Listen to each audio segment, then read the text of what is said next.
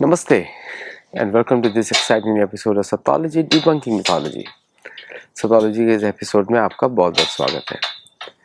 जो आज मैं आपको विषय बताने वाला हूँ, जैसे कि मैं थोड़ा सा कंपैरिजन भी करूँगा कि मोदी जी की विजिट साउथ अमेरिका ने पूरे अमेरिका को हिला दिया है।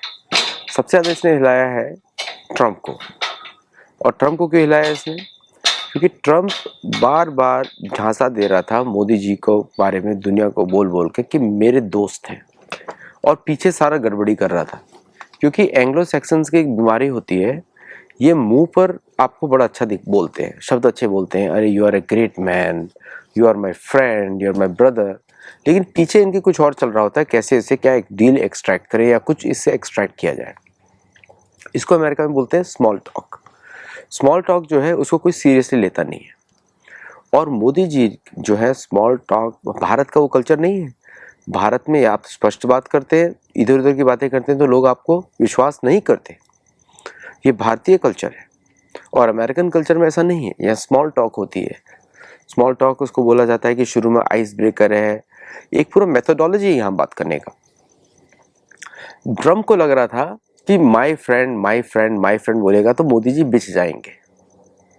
मोदी जी भारत से हैं, उनको भारत की संस्कृति का ज्ञान है, गुजरात से है जहाँ पे हमारा प्रवास क्षेत्र है, सोमनाथ है, द्वारका है, जो हमारे मुख्य तीर्थ है उस राज्य में। तो ये स्मॉल टॉक वाली बातें भारत के साथ चलने वाली नहीं है। तो भारत तो वो करेगा जो भारत के लिए अच्छा है। भारत दुनिया की पहली सभ्यता है। भारत दुनिया का ओरिजिनल नेशन है जहाँ पे ओरिजिनल रिलीजन प्रैक्टिस होता है, ओरिजिनल धर्म प्रैक्टिस होता है, सनातन धर्म दुनिया का पहला धर्म है। भारत योग भूमि है, वहाँ पे इस तरह का प्रपंच करके कोई मूर्ख नहीं बना सकता। तो ये ट्रम्प को समझ में नहीं आ रहा है। जो पाकिस्तान के कन्वर्टेड लोग हैं, जो जबरदस्ती कन्वर्ट किए गए थे मुस्लिम आतताइयों के द्वारा, या भारत के आतताइयों के, भारत में मुसलमानों ने जो कन्वर्ट किए थे, उनको ये बात समझ में नहीं आएगी क्योंकि वो तो इसके विरुद्ध बात करते रहते हैं। लेकिन जो भारतीय है उसको समझ में आएगा कि वेद पे आधारित सभ्यता ही भारत की सभ्यता है।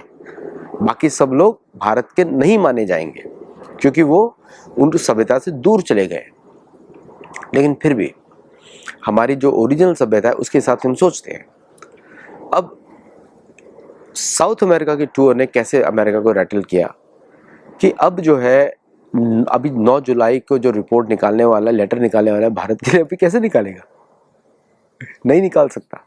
उसने पहले क्या किया, परेशान किया साउथ कोरिया को, उसके दोस्त है। मतलब अमेरिका का दोस्त होना बड़ी खतरनाक बात होती है। कुछ साउथ कोरिया के लिए निकाला, जापान बड़ा अच्छा एलाई है उसके लिए निकाला, और यहाँ पे एंग्लो सैक्सन लगे पड़े हैं भारतीयों के पीछे, क्योंकि इनको इनके अंदर जो नस्लवाद की बीमारी है वो भयंकर चल रही है।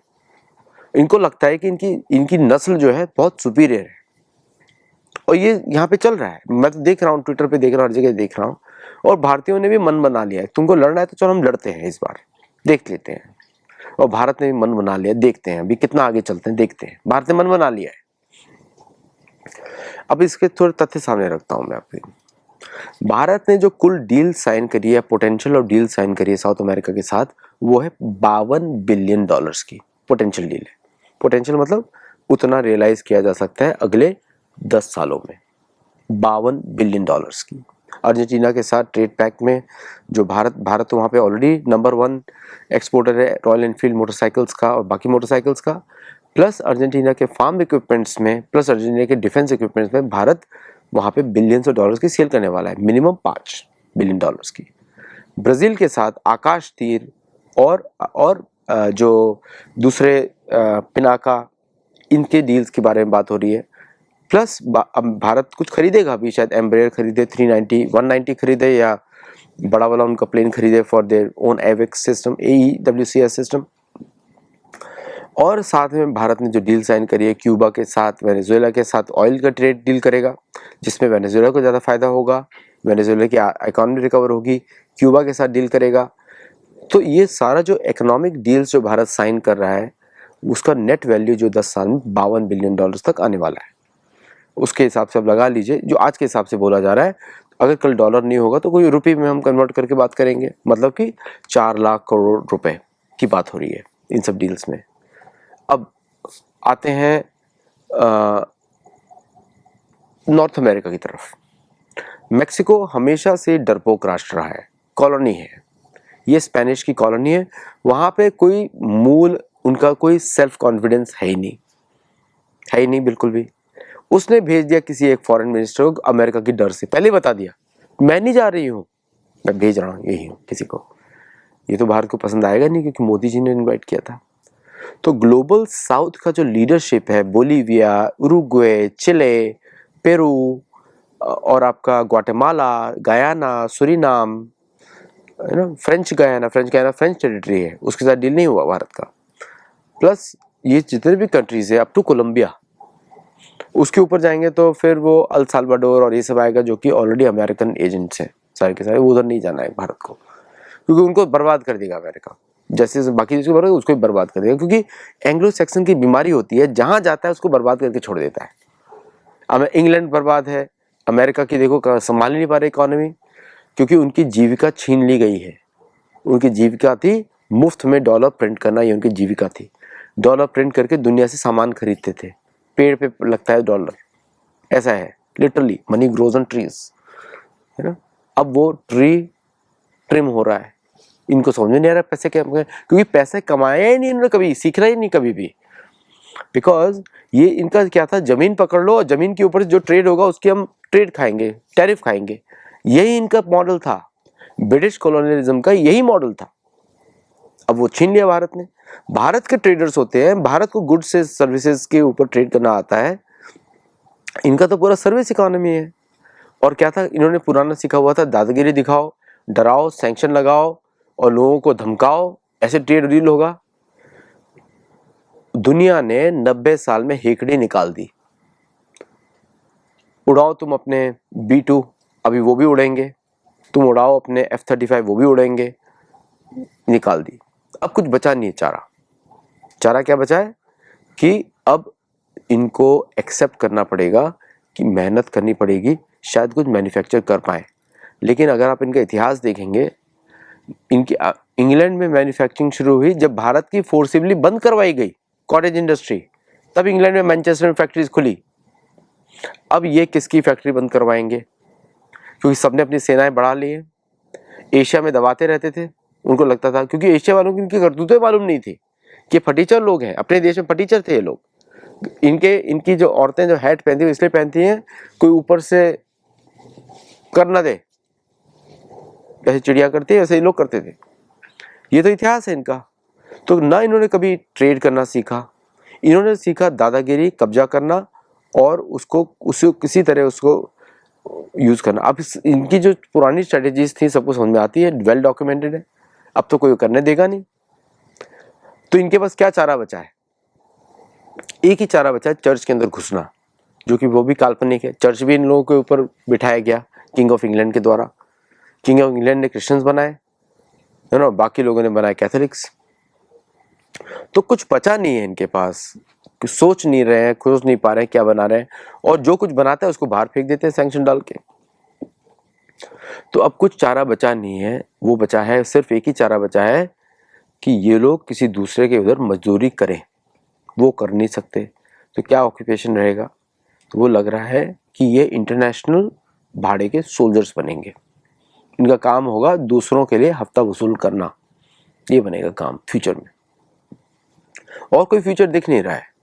मैन्युफैक्चरिंग कर नहीं सकते, ट्रेड आता नहीं है, दादागिरी आती है, और दादागिरी में अब दूसरे लोगों को समझ में आ गया आपकी टेक्निक्स, तो अब वो दूसरे कुछ देंगे नहीं आपको, लड़ सकते नहीं आप आपस में लड़ सकते हो, एक स्मॉल माइनॉरिटी के साथ लड़ सकते हो, आप किसी को डरा धमका सकते हो, लेकिन युद्ध नहीं लड़ सकते। ये रशियन प्रेसिडेंट पुतिन ने बताया था कि ये लोग असैसिनेशन कर सकते हैं, युद्ध नहीं कर सकते।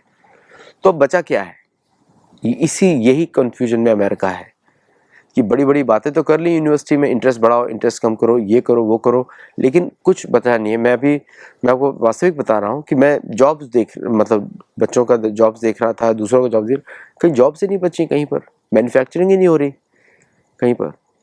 और वहाँ पे आपने रेसिज्म डाल दिया, नस्लवाद डाल दिया, वहाँ पे सिर्फ वाइट लोगों को जॉब मिलेगी। मतलब देश चलाना नहीं आता, सबको साथ लेके चलना ही नहीं आता।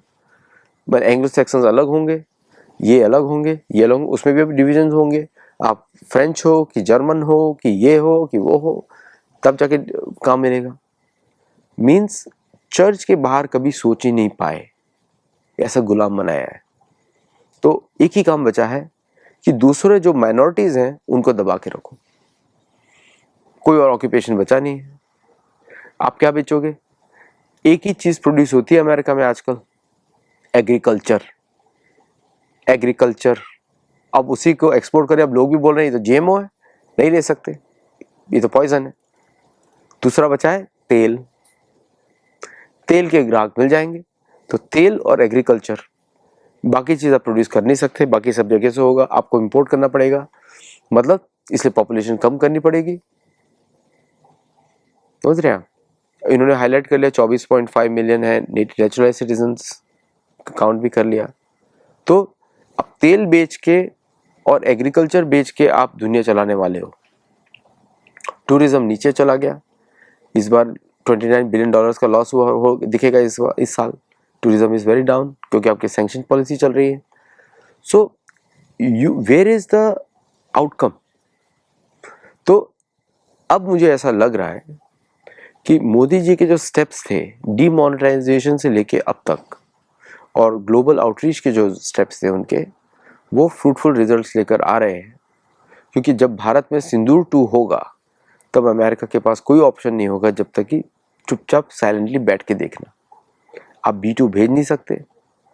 भारत ने आपको दिखा दिया कि अगर हम F-35 ट्रैक कर सकते हैं तो B2 बड़ा आसान काम है, सैटेलाइट्स हमारे मॉनिटर करेंगे। तो इसे चेकमेट है।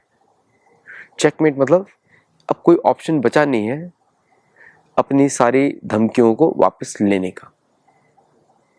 और बड़ा क्लियर स्टेटमेंट है जयशंकर जी का, जब हम पहुंचेंगे ब्रिज पे तब हम क्रॉस करेंगे, लेकिन ब्रिज के नीचे से पानी तो निकल चुका है, जो निकल चुका है वो निकल चुका है।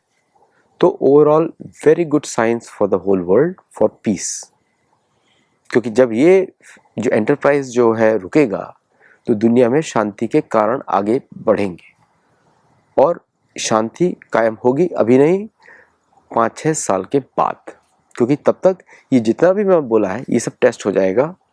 और सबसे ज़्यादा मुश्किल होगी जो ब्राउन स्किन लोगों को या को ज़्यादा होगी, क्योंकि ब्लैक स्किन के साथ जो करना था कर चुके हैं, उसका तो बहुत रहे। और वो सेकंड मेजर माइनॉरिटी है इस देश में, 65 मिलियन लोग हैं, तो वो अलग कैटेगरी है। लेकिन और नेटिव अमेरिकन 20 मिलियन है, इंडियन अमेरिकन और जूस मिला के 11, मतलब अगर बोला जाए तो 11 मिला 23 मिलियन लोग हैं, टोटल 23 मिलियन है। तो ये देखना पड़ेगा किस दिशा में जाएगा। लेकिन ओवरऑल ये अपडेट है। अभी आज के दिन तो सब लोग परेशान हैं यहाँ पे तो मीडिया भी अब खाने को दौड़ रहा है ट्रम्प के एडमिनिस्ट्रेशन को। चलिए मिलते हैं अगले शो तक के लिए। Thank you very much for watching. अच्छा लगा वीडियो तो लाइक करिएगा, शेयर करिएगा, चैनल को सब्सक्राइब करिएगा और फीडबैक जरूर दीजिएगा। नमस्ते एंड जय जगन्नाथ। अगर आप में से कुछ लोग हमारे लिटरेचर फेस्टिवल को सपोर्ट कर सकते हैं, मेरी अपील है प्लीज़ सपोर्ट। आप लोगों को बिजनेस के जो लोग हैं जो want to support it, please do that. We need sponsors for the event. आजकल अमेरिका में खर्चे बहुत ज़्यादा हैं बिकॉज ऑफ इकॉनमी, लेकिन हम देखते हैं क्या कर सकते हैं। तो it is on 24th August and it is for a promoting our सनातन धर्म वैल्यूज़, एक्सपैंड योर पर्सपेक्टिव। तो जरूर जुड़ेगा और मुझे अपना फीडबैक जरूर दीजिएगा। जय जगन्नाथ। Thank you.